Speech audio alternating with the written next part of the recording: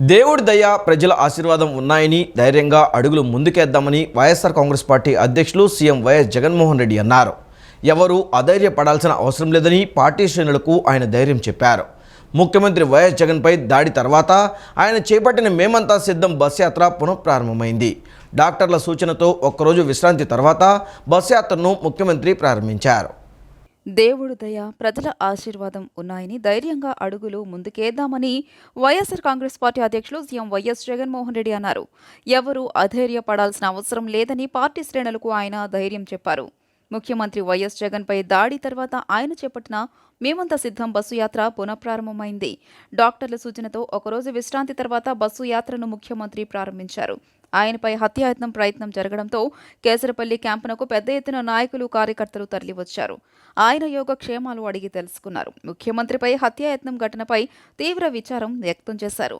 వైఎస్ఆర్సీపీ తిరిగి అధికారంలోకి రావడం ఖాయమని బస్సు యాత్రకు వస్తున్న విశేష ఆదరణ చూసి తట్టుకోలేక ఈ దారుణానికి పాల్పడ్డారని ముఖ్యమంత్రితో అన్నారు. ప్రజల ఆశీర్వాదం వల్లే అదృష్టవశాత్తు ఈ దాడి నుంచి సీఎం తప్పించుకున్నారన్నారు. ఇలాంటి దాడులు ఆపలేవని ముఖ్యమంత్రి నేతలతో అన్నారు.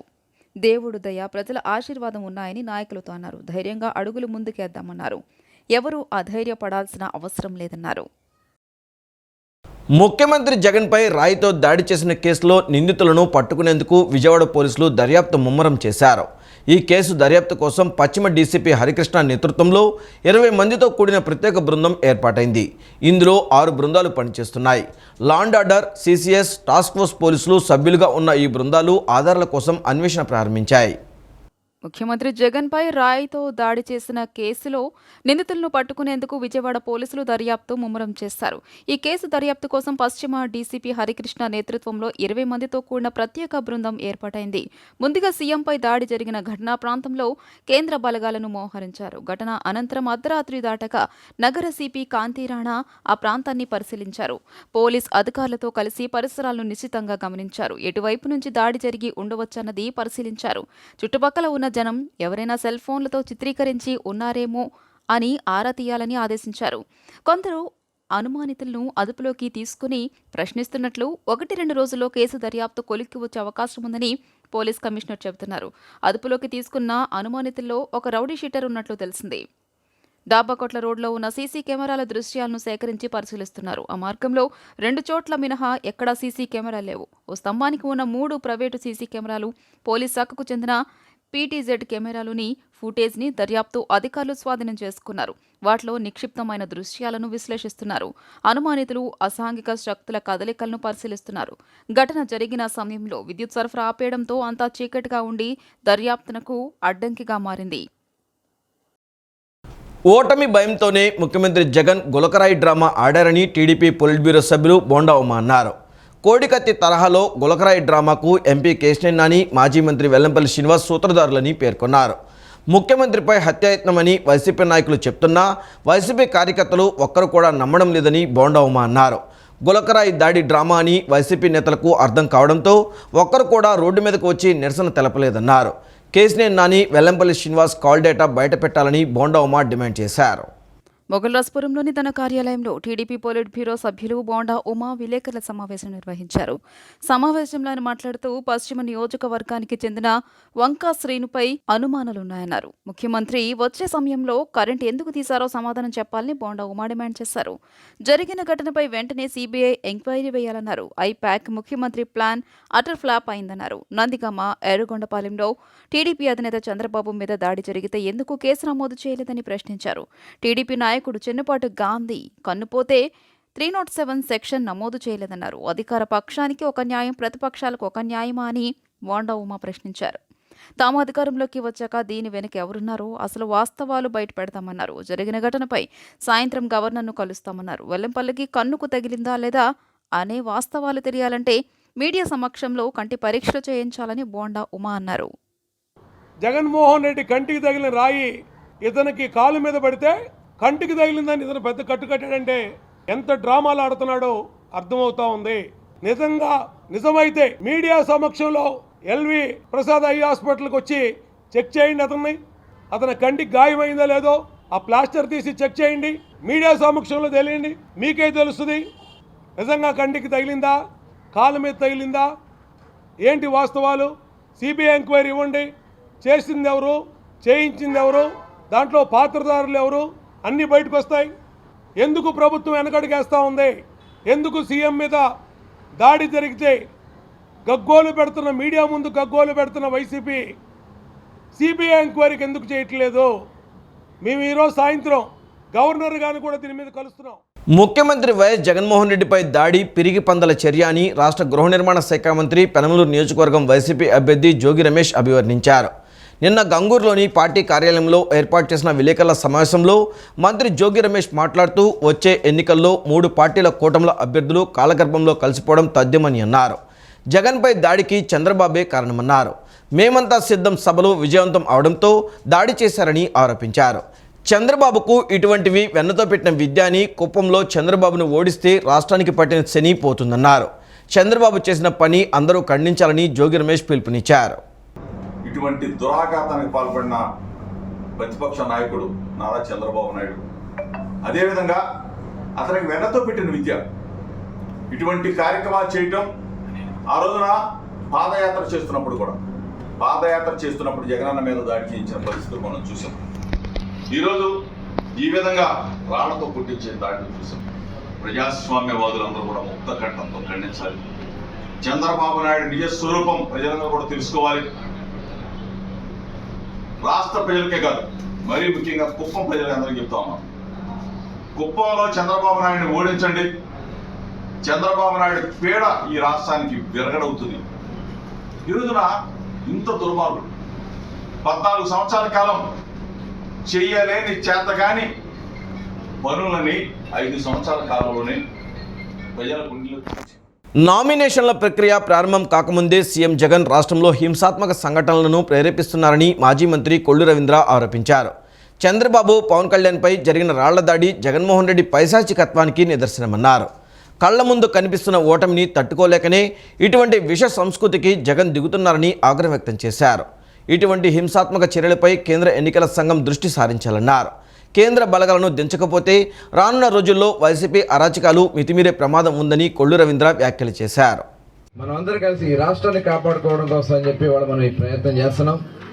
ఖచ్చితంగా విజయం సాధిస్తాం. అనేక కష్టాలు, ఇబ్బందులు ఎదురవుతాయి. ఎంత దుర్మార్గంగా ఉన్నారంటే ఇవాళ చాలామంది విసిగిపోయారు. వైఎస్ఆర్ పార్టీలో ఉన్నటువంటి చాలామంది విసిగిపోయారు. వాళ్ళని వెళ్ళి ప్రలోభాలు పెట్టడం, భయపెట్టడం, చివరికి దాడులు చేయడం కూడా దిగజారిపోయారు.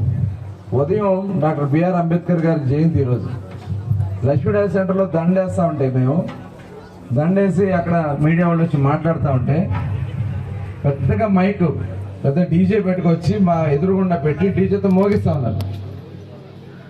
పక్క నుంచి ఇప్పుడు పేరు నాని గారి కుమారుడు తనయుడు పెంచండి అంటున్నాడు. ఏంటి నువ్వు పెంచితే ఏమవుద్ది? ఏమైనా ఓడొద్దా? అంటే కాదు, పెంచితే ఏమవుద్ది? గట్టిగా మనోడు తిరగబడితే అడ్రస్ ఉంటుంది వీళ్ళకి. సీఎం జగన్ బస్ యాత్రకు ప్రజల్లో వస్తున్న ఆదరణ చూసి ఓర్వలేక చంద్రబాబు జగన్పై హత్యాయత్నానికి పాల్పడ్డారని ఒకటో డివిజన్ కార్పొరేటర్ ఉద్దంటి సునీత ఆరోపించారు. ఓటమి భయంతోనే కూటమి నేతలు ఈ తరహా దాడులకు పాల్పడుతున్నారని ధ్వజమెత్తారు. రాబోయే ఎన్నికల్లో కూటమి నేతలకు ప్రజలు ఓటు రూపంలో బుద్ధి చెప్పనున్నారని అన్నారు. సీఎం జగన్పై ఎమ్మెల్యే వెల్లంపల్లి శ్రీనివాస్పై జరిగిన దాడులను ఖండిస్తూ ఒకటో డివిజన్ కార్పొరేటర్ ఆధ్వర్యంలో గుణదల లెనిన్ నగర్లో నిరసన కార్యక్రమం చేపట్టారు. అనంతరం కార్పొరేటర్ ఉద్దంటి సునీత మాట్లాడుతూ ముఖ్యమంత్రి వైఎస్ జగన్పై వెల్లంపల్లిపై దాడి చేయడాన్ని ఖండిస్తున్నామన్నారు. మేము సిద్ధం బస్సు యాత్రకు వస్తున్న స్పందన చూసి ఓర్వలేక ఇలాంటి దాడులు చేస్తున్నారని ధ్వజమెత్తారు. జన ప్రభంజనం చూసి ఓటమి చెందుతారన్న భయంతోనే ఈ కుట్రలు పన్నారని పేర్కొన్నారు. ఈ దాడికి ప్రజలు ఓటు రూపంలో బుద్ధి చెబుతారని వెల్లడించారు. కూటమి నాయకులు ఈ ఘటనకు బాధ్యత వహించాలన్నారు. సీఎం జగన్ చేస్తున్న సంక్షేమ పథకాలను, అభివృద్ధి కార్యక్రమాలతో ముందుకు వెళ్తున్నారని, అందుకే చంద్రబాబు హత్యాయత్నం చేశారని ఆరోపించారు. ఏదైతే జగన్మోహన్ రెడ్డి గారు బస్సు యాత్రను చూసి ఓర్వలేక చంద్రబాబు నాయుడు గారు జనసేన పార్టీ కలిసి పెద్ద కూటమిలాగా చేసి బీజేపీని కూడా కలుపుకొని ఇలాంటి కుతంత్రమైన రాజకీయాలు చేస్తున్నారు. మేము దాన్ని తీవ్రంగా ఖండిస్తున్నాం. ఎందుకంటే జగన్మోహన్ రెడ్డి గారు ఏదైతే ప్రవేశపెట్టారో సంక్షేమ పథకాలు దాన్ని ముందుకు తీసుకెళ్తా ప్రజల్లోకి ఇప్పుడు ఉండే నాయకుడు అంటే ఎవరన్నా ఉన్నారంటే మన వైఎస్ఆర్సీపీ పార్టీ జగన్మోహన్ రెడ్డి గారు. ఎందుకంటే సంక్షేమం ఒక్కటే కాదు, అభివృద్ధి పథంలో కూడా ముందుకెళ్తున్నారు. దీన్ని ఎలా కొట్టాలో తెలియక రాజకీయాల్లో ఒక ఒక రాయి ద్వారా చెప్పి ఒక ప్రాణాలు తీసే ప్రయత్నం చేశారు. కానీ మేము దీన్ని తీవ్రంగా మా పార్టీ తరఫున మేము ఖండిస్తున్నాము. సంక్షేమమే కాదు, రేపు అభివృద్ధిలో కూడా మేము ముందుకెళ్తాము. ఈ రాజకీయంలో ఏదైనా ఉంది అంటే రాజకీయంగా ఎదుర్కోవాలి, కానీ ఇలాగ రాళ్ల దాడి కుతంత్ర రాజకీయాలు చేయకూడదని మేము కోరుకుంటున్నాను. రేపు మే 11 జరగబోయే ఎలక్షన్లో కూడా మేము 175 to 175 అసెంబ్లీ ఎన్నికల్లో, పార్లమెంట్ ఎన్నికల్లో కూడా 25 to 25 ఎదుర్కొంటామని చెప్పి ఈ సందర్భంగా తెలుపుతున్నాను.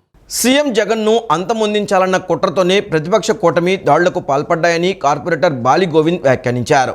అమ్మవారి దయతో ఆయన చిన్న గాయంతో తప్పించుకున్నారని అన్నారు. ప్రజాస్వామ్యంలో దాడులు సరికావని ప్రజాక్షేత్రంలో తేల్చుకోవాలన్నారు. సీఎం జగన్పై దాడి చేయడాన్ని ఖండిస్తూ 36వ డివిజన్ వైకాపా ఆధ్వర్యంలో నిరసన కార్యక్రమం చేపట్టారు.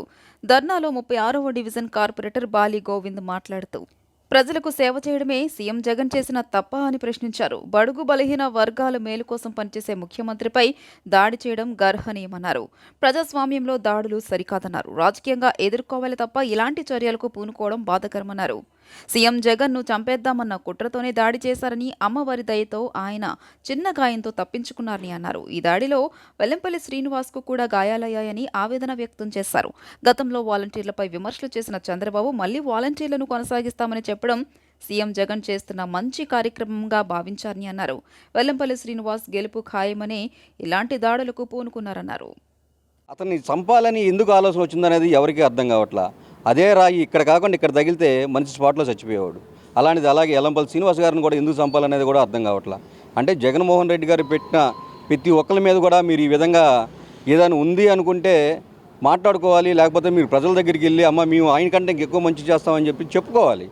అంతేగాని దొంగతాటుగా కరెంటులు తీసేసినప్పుడు క్యాట్బాల్తో కొట్టేసి చంపేద్దాం అనే ప్లాన్ చాలా పకడ్బందీగా చేశారు.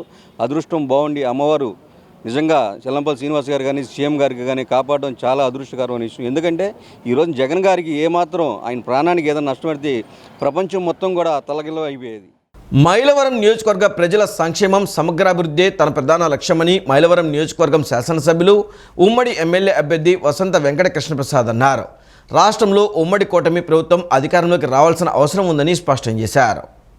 మైలవరం నియోజకవర్గం గొల్లపూడి గ్రామంలో 2వ రోజు ఎన్నికల ప్రచారంలో భాగంగా మైలవరం నియోజకవర్గ ఉమ్మడి తెలుగుదేశం పార్టీ అభ్యర్థి స్థానిక శాసనసభ్యులు వసంత కృష్ణప్రసాద్, టీడీపీ సీనియర్ నాయకులు బొమ్మసాని సుబ్బారావుతో కలిసి పాల్గొన్నారు. ఈ సందర్భంగా వసంత కృష్ణప్రసాద్ ప్రతి గడపకు వెళ్లి సూపర్ 6 పథకాలను వివరిస్తూ కూటమి ప్రభుత్వం అధికారంలోకి రాగానే చేయబోయే అభివృద్ధి గురించి వివరిస్తూ ముందుకు సాగారు.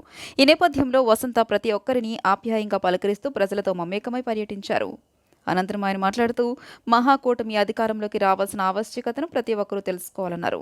మైలవరం నియోజకవర్గం ప్రజల సంక్షేమం సమగ్రాభివృద్ధి తన ప్రధాన లక్ష్యమని తెలిపారు. ఈ కార్యక్రమంలో బీజేపీ, జనసేన, తెలుగుదేశం పార్టీ కూటమి నాయకులు, కార్యకర్తలు, అభిమానులు తదితరులు పాల్గొన్నారు.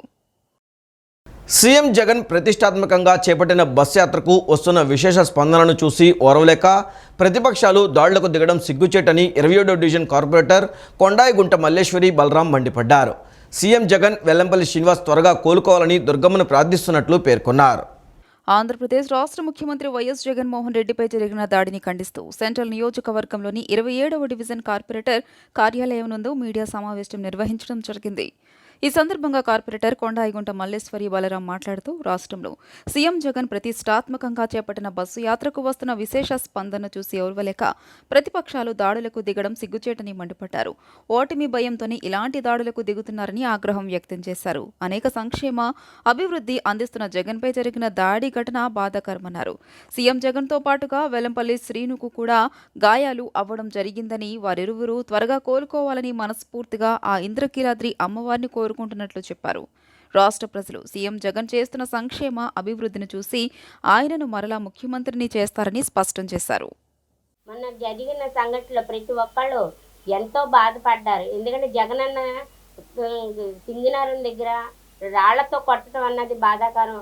ఎందుకంటే జగనన్న ప్రతి ఒక్కళ్ళకి మేలే చేశాడని, ఎవరికి కీడు మాత్రం చేయలేదు.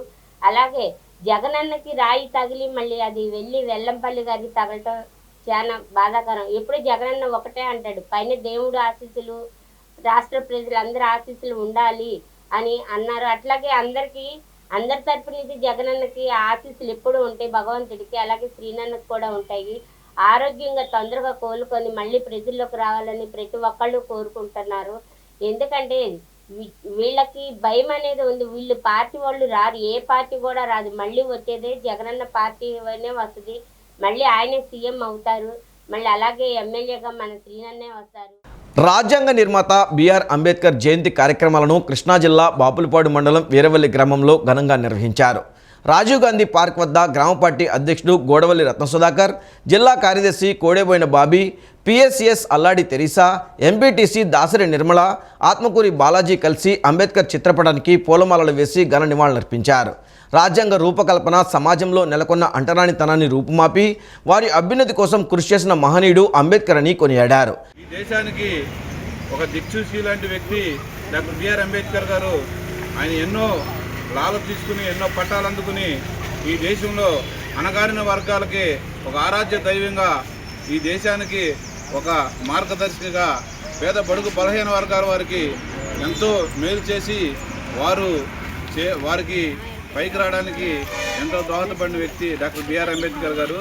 వారి జయంతి రోజు ఎంతో చక్కగా మహిళామణులంతా కూడా ఈ కార్యక్రమంలో పాల్గొని వారికి పూలదండలు వేసి పూలమాలలు వేసి నమస్కరించుకొని బిఆర్ అంబేద్కర్ గారికి వారు చేసిన పనులను ఆమె వేసుకోవడం జరిగింది. ఈ వార్తలు ఇంతటితో సమాప్తం. నమస్కారం.